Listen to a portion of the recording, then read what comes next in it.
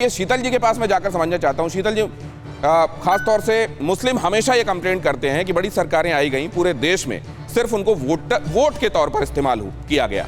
क्या ये जो कम्युनिटीज हैं इनका भी सिग्निफिकेंस सिर्फ वोटर के हिसाब से है? नहीं, इसमें तो कोई शक नहीं कि हमारे देश में जो डिप्राइव्ड सेक्शंस हैं मुस्लिम्स उसमें से आते हैं। सच्चर कमेटी की रिपोर्ट से साबित है।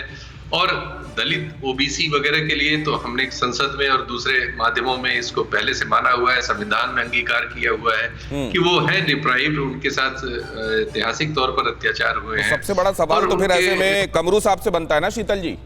कमरू साहब, आप लोगों ने वोटर ही बना रहने दिया इन लोगों को। आप कह रहे हैं, आप देखिए 70-30 की नहीं करते पॉलिटिक्स, और साथ में तो आपका परसेप्शन है सर जी। अच्छा, परसेप्शन है, बाकी इनकी हालत बहुत अच्छी है, एलिवेटेड है। अगर इनकी हालत अच्छी होती तो हर बार मैनिफेस्टो में बेचारे यही क्यों जगह पाते कि आपकी हालत फिर अच्छी होगी, अब की नहीं हुई, अब की बार फिर अच्छी होगी, इस बार भी नहीं हुई, अब अच्छा कर देंगे, ऐसा क्यों होता? कमरू साहब बोलिए।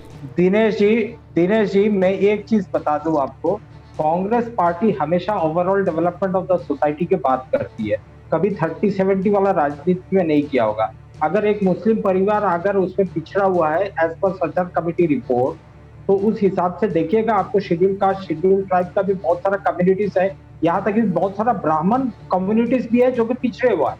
यहाँ पे आपने उठाया बात मथुआ कम्युनिटी का, यहाँ पे आपको उठाना चाहिए था, यहाँ पे जंगल महल का कम्युनिटीज का उठाना चाहिए, यहाँ पे उठाना चाहिए राजवंशी कुछ बिहार में रहने वाले लोगों का, यहाँ पे उठाना चाहिए था आपको हुगली डिस्ट्रिक्ट। बहुत अच्छा लगा सर, हमको क्या करना चाहिए आपने ये बताया, इनका बारे में, लेकिन आप लोग पॉलिसी मेकर्स रहे और सबसे ज्यादा वक्त तक रहे, आप लोगों को क्या करना चाहिए था वो अगर आप लोगों ने किया होता तो हर बार ये बेचारे मैनिफेस्टो में जगह नहीं पा जाते।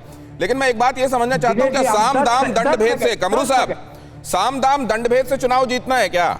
इस बार तो मैं ये भी सुन रहा हूं कि बड़ी तादाद में कैश भी पकड़ा गया है, लोगों को ब्राइब करने की कोशिश भी की जा रही है। कमरू साहब,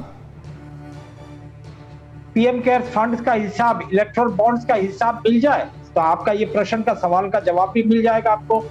लेकिन यहाँ अच्छा, Nikhil Prasoon, PM care fund यहाँ जा रहा है, पीएम केयर फंड से सरकारें बन रही हैं। हाँ बोलिए।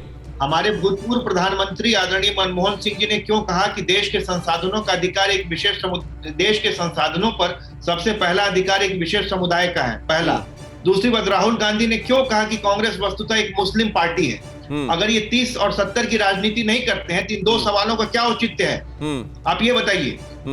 पीएम केयर फंड को तो देख लीजिए, कई सारे पैसा वो कह रहे हैं कि पैसे का इस्तेमाल हो रहा है। घूम रहे हैं। ठीक, मैं ये सवाल पूछ लूंगा, मैंने 70-30 पे उनसे कई सवाल पूछे हैं, लेकिन आप ये बताइए, वो कह रहे हैं पीएम केयर फंड का पैसा यहाँ लग रहा है। पीएम केयर फंड के पैसे से मैं पीपी पहन के कोरोना में अस्पतालों में काम किया हूं, मैं खुद न्यूरोलॉजिस्ट हूं और अभी भी उनसे वेंटिलेटर्स आ रहे हैं। और यहाँ की मुख्यमंत्री महोदया ने कहा कि यहाँ कोरोना का मैनेजमेंट फ्री ऑफ कॉस्ट है, प्रधानमंत्री से जाकर के देगी। इन्होंने जो वोट परवाह देश की, सोमवार से शुक्रवार रात 10 बजे TV9 भारतवर्ष पर।